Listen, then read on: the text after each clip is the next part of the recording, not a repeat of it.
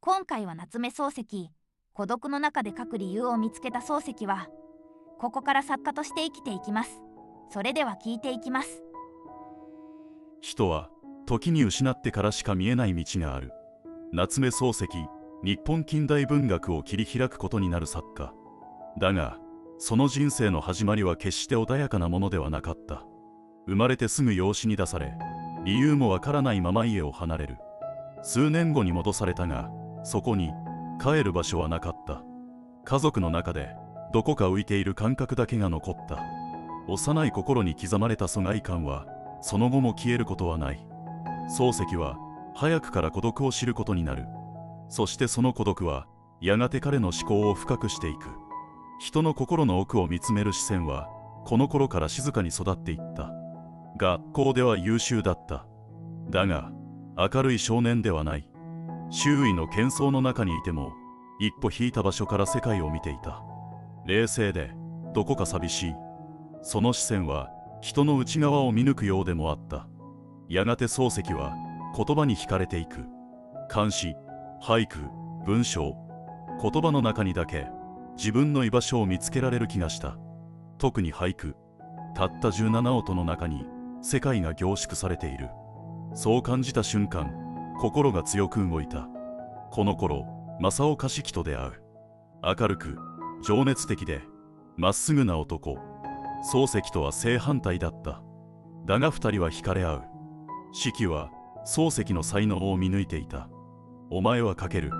その一言は後に何度もよみがえることになる。漱石は言葉の世界へさらに踏み込んでいく。だが家庭環境は不安定なまま。家族との距離はうずまらない。その不安を埋めるように学問へと没頭していった。東京帝国大学へ進学。英文学を選ぶ。だがそこでも孤独は消えなかった。周囲に馴染めず、自分の価値を見失いかける。自分は何者なのか。その問いは静かに心を締め付け続けた。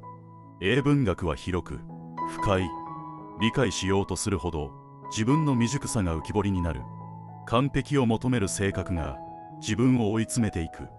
小さな失敗も許せない。その積み重ねがやがて心を壊していった。卒業後、教師となる。松山、そして熊本へ。だが、どこへ行っても居場所はなかった。土地の空気、人との距離、生活の違和感。常にどこか浮いている感覚があった。松山での下宿生活、狭い部屋、壁の薄い音。夜になっても消えない生活音。静かに過ごしたいのに、それができない。疲れは少しずつ確実に積み重なっていった。それでも授業には全力を注ぐ。英語を教えることに誇りはあった。だがその裏で、このままでいいのか、という迷いが消えない。熊本へ移っても、状況は変わらなかった。むしろ孤独は、さらに深くなっていく。そんな中、転機が訪れる。英国留学の命令。突然だった。だが、断る理由もなかった。自分を試す時が来た。そう思い、海を渡る。1900年、ロンドン。最初に感じたのは空気の重さだった。街は広い。人は多い。だが、どこにも自分の居場所がない。下宿先に入る。暗い部屋、冷たい空気。暖かさはほとんどない。壁も床もどこか湿っている。椅子に座る。音がない。静かすぎる。その静けさが逆に不安を膨らませていく。本を開く。英文学の本。読めるはずなのに頭に入らない。一項読んで止まる。もう一度読む。それでも入らない。ページをめくる手がだんだん重くなる。外に出てロンドンの街を歩く。だが景色がどこか遠い。人の声も馬車の音も自分とは無関係に流れていく。ここに自分はいない。そんな感覚がふとよぎる。孤独はもはや寄り添うものではなかった。押しつぶすようにのしかかってくる。夜、眠れない。目を閉じても思考が止まらない。言葉が頭の中を巡り続ける。答えは出ない。ただ疲れていく。食事も進まない。食べる気力がない。味もわからない。やがて限界が来る。神経衰弱。現実と感覚の境界が曖昧になる瞬間さえあった。それでも踏みとどまる。ここで逃げたら終わりだ。その一言だけで自分を支えた。そしてある時気づく。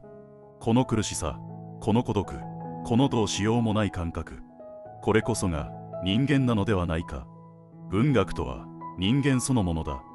弱さも矛盾も逃げられない感情も、それを見つめることが自分の役割だと気づいた。2年後、日本へ戻る。空気は懐かしい。だが以前とは違って見えた。再び教師として働く。だが心はもう同じ場所にはいない。授業は続ける。だが内側では別の声が響いている。書け。あの時の式の言葉と重なっていく。やがて確信に変わる。書くことこそが自分の生きる道だと。そんな中、朝日新聞から声がかかる。小説を書いてみませんか。教師を辞める迷いはあった。だが決めた。自分の言葉で人間を描く。こうして漱石は作家として歩き始める。我が輩は猫である。軽妙で鋭く、どこか寂しい。作品は注目を集める。名前が広がっていく。だが浮かれない。ここからが本当の勝負だ。夏目漱石の戦いはここから始まる。そしてこの続きが後半へとつながっていく。幼い頃から抱えてきた孤独はロンドンで限界まで追い詰められました。その経験が漱石に人間を描くという覚悟を残していきます。続きをどうぞ。作家として歩き始めた漱石の前に新しい世界が静かに開けていった。我が輩は猫であるの成功は偶然ではなかった。それまで積み重ねてきた孤独と観察がようやく形になっただけだった。だが成功は安らぎではなかった。むしろ次に何を書くのかという問いが重くのしかかる。坊ちゃんを書く。筆は軽かった。言葉は自然に出てきた。まるで自分の中にあったものが一気に外へ流れ出すようだった。読者は笑い熱狂した。だがその反応をどこか遠くから見ている自分がいた。朝日新聞に入り専属作家となる。机に向かう時間が生活の中心になる。朝原稿用紙を前に座る。白い紙を見つめる。何も浮かばない日もある。それでも時間は進む。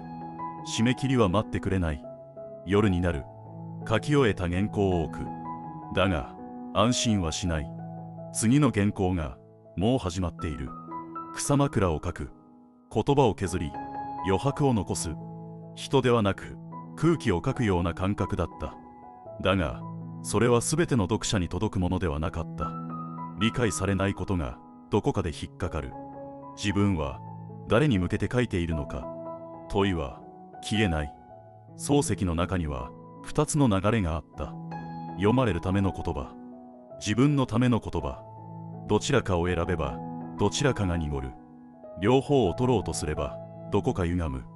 三四郎書く。若者の迷いを書きながら自分の過去をなぞっていた。人と人の距離、近づけそうで決して重ならない感覚。評価は高い。だがその評価は心に残らない。書いてもうずまらない。むしろ書くほどに何かが削れていく。朝起きる。体が重い。机に向かう。ペンを持つ。書く。止まる。また書く。その繰り返しだけで一日が終わる。それからを書く。愛と倫理の間で揺れる人物を描きながら自分の中の揺れも同時に見ていた。読者は熱狂する。だがその熱は自分には届かない。夜眠れない。目を閉じても思考が続く。言葉が頭の中で形を変え続ける。終わりがない。再び神経衰弱。胸の奥に重さが残る。理由はわからない。それでも書く。やめる理由がない。やめた先に自分が残らない気がした。1910年修善寺。倒れる。血の気が引く。視界が揺れる。体の内側から何かが崩れる感覚。吐血。止まらない。音が遠くなる。人の声がどこか別の場所のものに聞こえる。終わるかもしれない。その考えがはっきりと浮かぶ。だが終わらなかった。目を覚ます。天井を見る。生きている。その事実だけが妙に現実的だった。退院後、机に向かう。以前と同じように見えるが、どこか違う。考える時間が増えた。人間とは何か。なぜ生きるのか。なぜ苦しむのか。答えは出ない。だが、一つの言葉に行き着く。側転拒し。自分を押し出さない。無理に意味を作らない。流れの中に身を置く。その感覚が少しだけ心を軽くした。心を書く。人間の奥にあるものをそのまま置くように書いた。説明しない。整理もしない。ただそこにあるものをそのままにする。読むものは自分で考えなければならない。逃げ場はない。漱石は導かない。ただ見せる。体は弱っていく。だが机には向かう。道草を書く。過去を振り返る。